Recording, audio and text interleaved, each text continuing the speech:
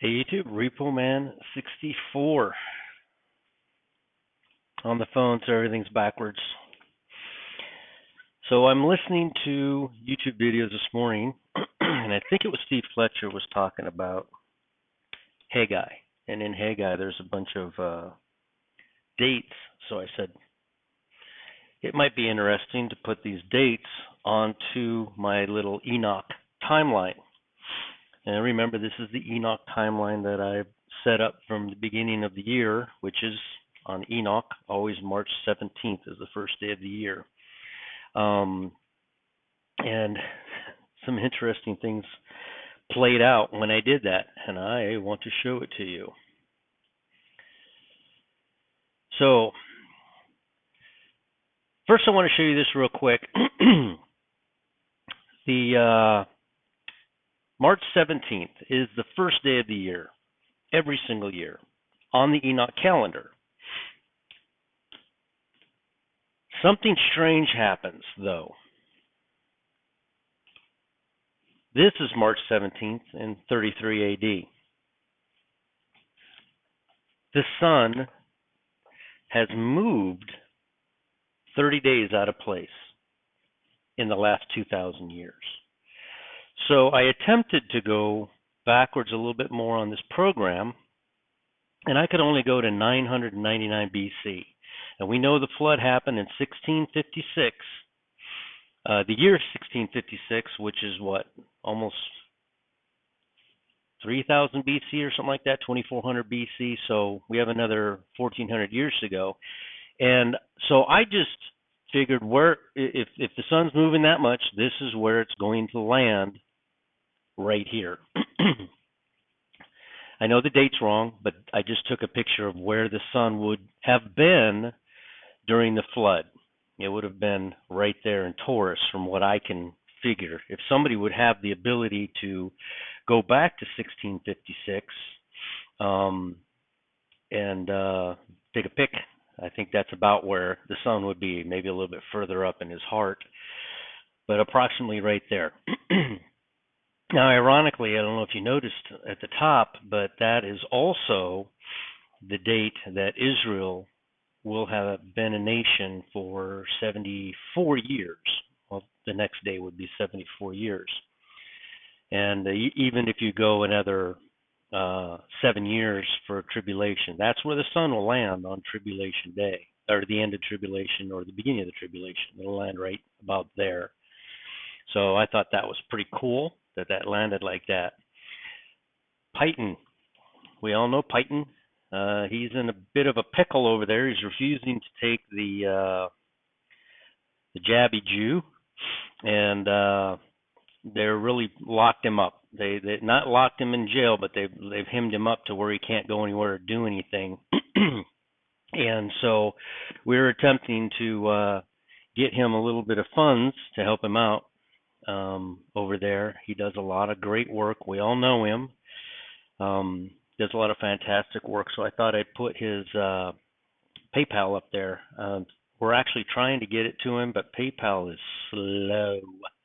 I wish they'd had Cash App over there, but they don't. Cash App is like instant. PayPal sucks. They're taking forever. Anyway, let me go back to where I was here.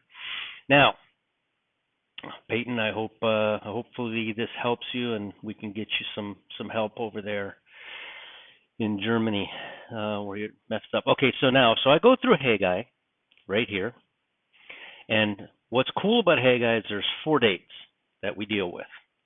All of these dates end up in the second year of Darius the king. So I'll read through this, and maybe we can learn something. Okay? It's a very short book that's in the Bible, and you can go in and read it for yourself. And all I did was apply it to my Enoch calendar.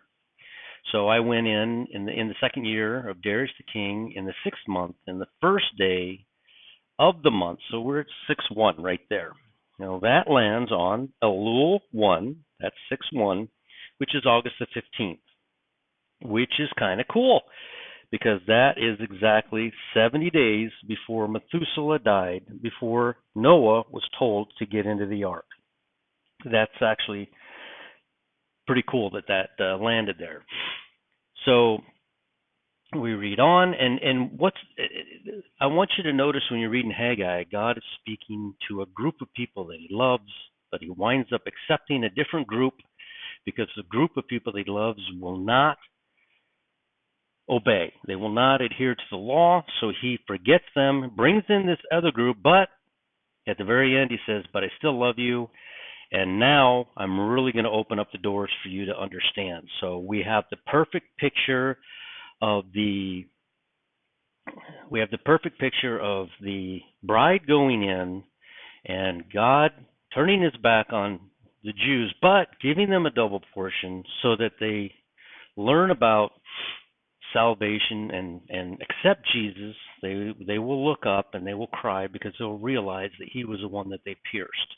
So go back to this, and as we read through this, this is the very beginning here in the 6th month and the 1st day. And I didn't mean to turn, there we go. Okay, whoops. Let's see here. We're going to go to Haggai 1:15 next. Let's just read this. Then Zerubbabel, the son of Shealtiel, and Joshua, the son of Josedek, the high priest, with all the remnant of the people, obeyed the voice of the Lord their God, and the words of Haggai the prophet, as the Lord their God had sent him. And the people and the people did fear before the Lord. Then spake Haggai, the Lord's messenger, the Lord's message unto the people, saying, I am with you, saith the Lord. And the Lord stirred up the spirit of Zerubbabel, the son of Shealtiel, governor of Judah, and the spirit of Joshua, the son of Josedek, the high priest, and the spirit of all the remnant of the people. And they came and did work in the house of the Lord of the hosts their God, in the 24th day of the 6th month, in the 2nd year of Darius. All right, so we're in the 6th month, and this is the 24th day of the 6th month, which is September the 7th. I have written down here Rosh Hashanah. I believe I wrote this because Rosh Hashanah is the date, September 7th is the date the Jews have chose, even though I know, and I've been saying this throughout this entire calendar, that the Jews are 1 week off on everything. Just like when I showed the 9th of Av was 1 week off, and the 15th of Av was 1 week off. They stay exactly 7-8 days off on every single one of their the dates. So actually, September the 15th, according to Enoch, is the Feast of Trumpets, Rosh Hashanah. But the Jews are looking at here Elul 24, or it's the 25th at nightfall, 24th at nightfall, 25th, September the 7th. So we continue. Now here we are in the 7th month, in the 21st day of the month, so the 21st of the 7th month. We are now in Tishri. That would be October the 5th. I put it into the timeline, and including the mirror of Jesus in the timeline, and the only thing I can see is that Jesus rises on the Tishri 14, and then 7 days later, Tishri 21 would have been October the 5th. So then he meets with Thomas in the upper room on October the 8th. So it's right in between there. Nothing really major about that date that I can find. So, but we read on. In the 7th month, in the 21st day, came the word of the Lord by the prophet Haggai, saying, Speak now unto Zerubbabel, the son of Shealtiel, governor of Judah, and Joshua the son of Josedek, the high priest, and to the residue of the people, saying, Who is left among you that saw this house in her first glory. How do you see it now? Is it not in your eyes in comparison of it as nothing? Now, and yet now be strong. O Zerubbabel, saith the Lord, and be strong. O Joshua, son of Josedech, the high priest, and be strong. All ye people of the land, saith the Lord, and work, for I am with you, saith the Lord of hosts, according to the word that I covenanted with you when ye came out of Egypt. So my spirit remaineth among you. Fear not, for thus saith the Lord of hosts, yet once it is a little while, and I will shake the heavens and the earth and the sea and the dry land. So we have a discussion here where God is saying, just hang on. He's talking to both groups of people here. Just hang on. Be strong. Don't lose heart. There's going to come a day where I'm going to shake the world, and that day is coming up here very shortly. So here we are, finally. This is the cool part I wanted to show you. Let me see here. It says, in the 24th day of the 9th month, in the 2nd year of Darius. So still in the 2nd year of Darius. This is all happening from the 6th month and the 1st day up until the 9th month and the 24th day. All right. Now something really cool happens. In the 4th and 20th day of the 9th month, in the 2nd year of Darius, came the word of the Lord by Haggai the prophet, saying, Thus saith the Lord of hosts, Ask now the priests concerning the law, saying, If one bear, so here's where we begin to talk about people who keep the law.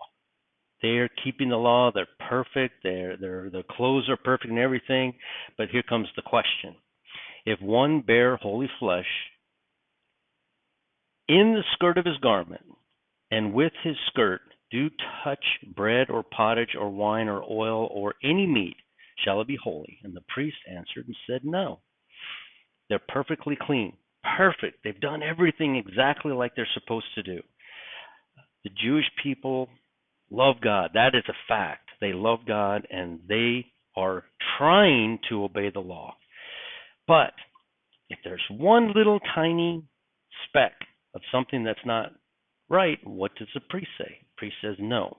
And then said Haggai, if one that is unclean by a dead body, and here's that dead body thing where you can tabernacle after 30 days, but I digress. Shall it be unclean? And the priest answered and said, It shall be unclean. So if somebody touches a dead body, it will be unclean. Then answered Haggai and said, So is this people, and so is this nation before me, saith the Lord. Since those days were, when one came to a heap of 20 measures, there were 10. When one came to the press vat, for to draw out 50 vessels out of the press, but there were 20. So God comes to save us all, but some of them aren't because they're still dirty. This is a discussion of some are taken and some are not. It says, I smote you with a blasting and with mildew and with hail and the labors of your hands, yet ye turned not to me, saith the Lord. Consider, I see, God is still upset that they have not turned to him, Jesus. So now he's still talking. We're still in the 9th month and the 24th day. Even from the day that the foundations of the Lord's temples was laid, consider it. Is the seed yet in the barn? Yea, as yet the vine, the fig tree, and the pomegranate, and the olive oil hath not brought forth. From this day will I bless you.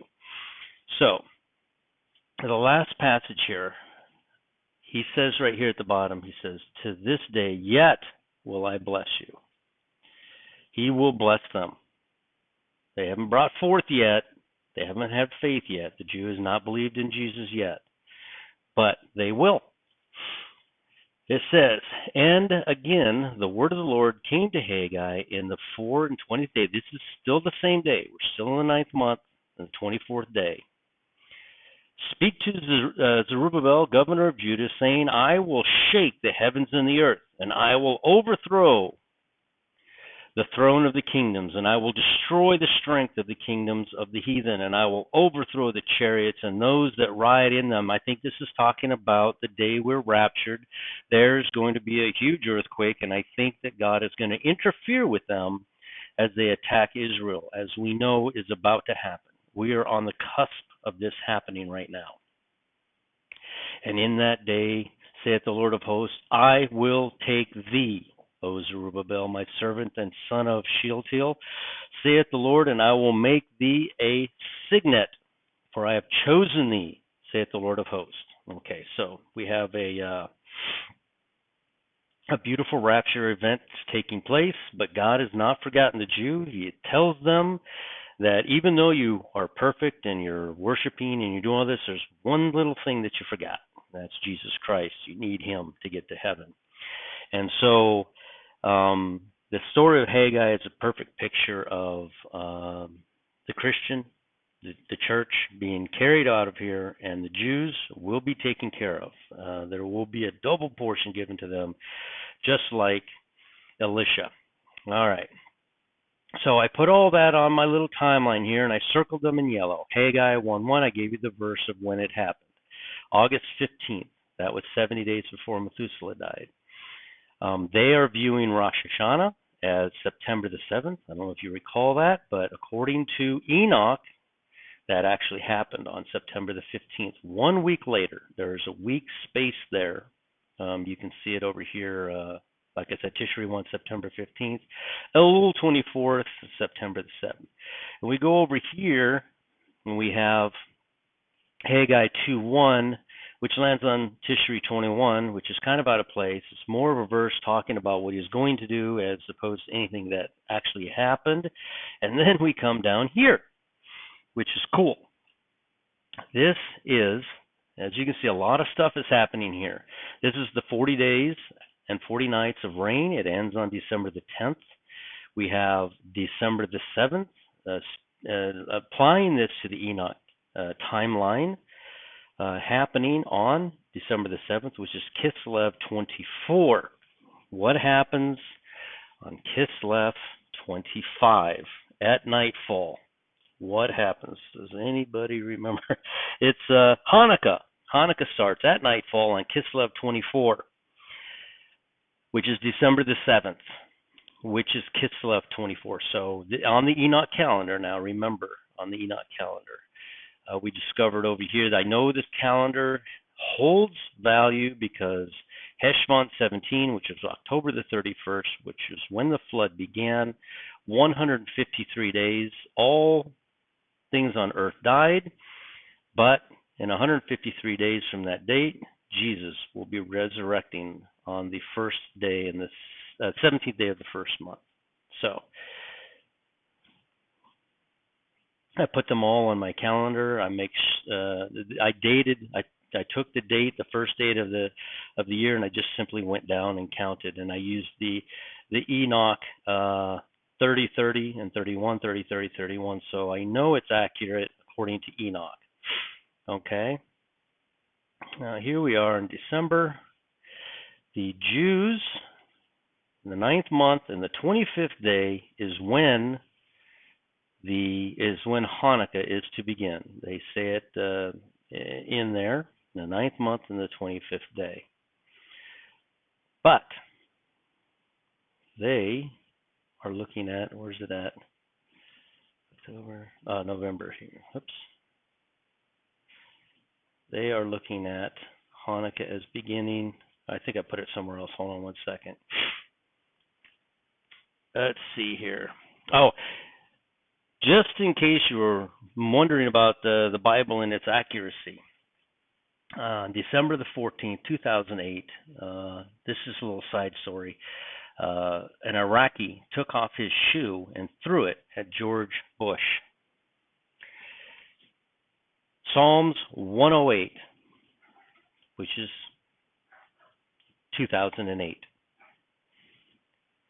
Moab is my washpot. Over Edom I will cast out my shoe. Over the Philistia will I triumph. So we believe Psalms is talking to us in the years that this is 2008, and Psalms 121 would be 2021. And in this verse here, and it's Pastor Sandy has researched this, and this is the only verse, Psalms before it and Psalms after it, where it is a verb. And the Lord shall preserve thy going out and thy coming in from this time forth and forevermore. So this verse is a verb. We know the rapture is going to happen in 2021 because apparently they can line up everything that happened in Psalms with actual world events. So God is lining up our world events with the Psalms in there. Hanukkah is observed for 8 days and nights every year. Normally it occurs between late November and December. Although the exact dates change every year, this is because Hanukkah is always on the 25th day of Kislev. The 25th day of Kislev, always. Let me see if I can get back to my thing here without, there we go. Kislev 24 on the Enoch calendar lands on December the 7th. At nightfall would be the 25th, because the Jewish calendar changes at nightfall. All right. My dogs are out there going crazy. Hanukkah this year, they're looking at November the 29th. 28th is today. So at nightfall in Israel, which is, I believe, just now happened, nightfall in Israel, according to them, it happens at nightfall today. But I've shown on the Enoch calendar how there are 7 days off consistently, 7 to 8 days off. So we go down here on the 6th at nightfall, this 7th, December the 7th, which is Kislev 24. That's when Hanukkah actually begins, on December the 7th. Are we, there's a big, and I just found this, so I was really wanted to get it out to you. I'm just piecing it all together. It's kind of what I do. I find these dates in the Bible and I apply them to the Enoch calendar as the Enoch calendar presents itself. And as I understand it, Hanukkah does begin on December the 7th. So there's a lot of people looking at December the 3rd and 4th for a rapture event. That is 3 days before. That's pretty incredible. Also, the flood ends on December the 10th, Kislev 27, which is 3 days after Hanukkah starts, according to the Enoch calendar. So just another piece of information that came to me. Wait for these types of things so I can bring them to you, to explain them to you. I believe we are going home very soon, any second now, maybe before I finish this video. Anything could happen. There is nothing holding us here, no event, aside from a lot of people, and I kind of feel the same way, that there'll be a 3-day warning, and a lot of people are looking at Damascus. However, it could be anything that the entire planet now has to see it. The entire planet has to know about it, because there are the churches around the planet, in every tongue, in every nation. The church is everywhere, not just here. It's everywhere around the world. So it has to be an event that everyone around the world can see. And it has to be something so spectacular. We know God sent it, and that would be the warning to the church, because only the church at that point is going to be looking at it. Everyone else is going to be like, ooh, that sucked. That was a bad thing that happened. But it'll be something that we know, something that catches our attention. So anyway, Repo Man 64. If anything else jumps out at me, I'll put it on the Enoch calendar and bring it to you. I think we're days, minutes, moments away from this event. Hang in there. I want to give you some encouragement, because we all kind of get, when's this going to happen? When are we going to go? And You know, I mean, I'm no different than anybody else. You know, I kind of thought this was going to happen some time ago, but we know it's going to happen in 2021 because of Psalms 121. We know Psalms is accurate because there's so many events in Psalms that have lined up with the year, like throwing the shoe, and then you read the verse about throwing a shoe. So, I mean, it all lines up.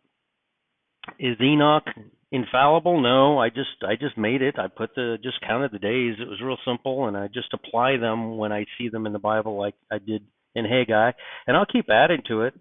And as I do, you notice how things line up. Things line up, so it kind of confirms your calendar for you, you know. So, but just keep on watching, keep hanging in there. The day is coming, and when it happens, my heart's gonna flutter. I'm gonna be like, man, I could have done that if I'd have just known, but he can't. He can't. There's some secret things, you know. Deuteronomy, I think it's Deuteronomy 29:29. There's just some secret things he has to keep. We're going to know the times. We're going to know it, and we're going to be told in advance. But there's just some things that he has to hold close, not because of us, but because of the enemy. He has the right to hold on to these things because of the enemy, and he has to protect us. You know, otherwise the enemy might jump the gun, kind of like I think they did with all the stuff that they're doing now. They jumped the gun, and I think there's going to be a price to pay for that for Satan. There was things he couldn't do, and just like in Job, you can do whatever you want, but you can't kill him. But I think Satan jumped the gun and broke that rule, and I think he's in big trouble for what he did. So it'll be exciting to watch when we get there. We'll see you up there. We're going up any minute. I won't need these anymore. That'll be nice. But we're about to go, and just hang in there and keep watching. Just keep watching. If you find any dates or anything that, like I just did in Haggai, send them to me. See if I put them on the Enoch calendar, if they line up with something cool. Like these 3 of these 4 dates lined up really cool. So anyway, Repo Man 64, like, comment, share, and subscribe. And whenever I find something, I'm going to bring it to you. You know, is it meaningless or meaningful? We just learned about Haggai. You know, that's what we need to do, is stay in the Word, draw closer to God, try to learn Him, to be closer to Him. So that's what we do. I forgot there was, the thing that I say. Go to a quiet place by yourself. Nobody needs to know, and you don't need to tell anybody. And go in there, personal, between you and your Father. And then after that, run out and tell everyone. But take a moment and accept the Lord, because we're in the last days. All right. We'll talk with you later.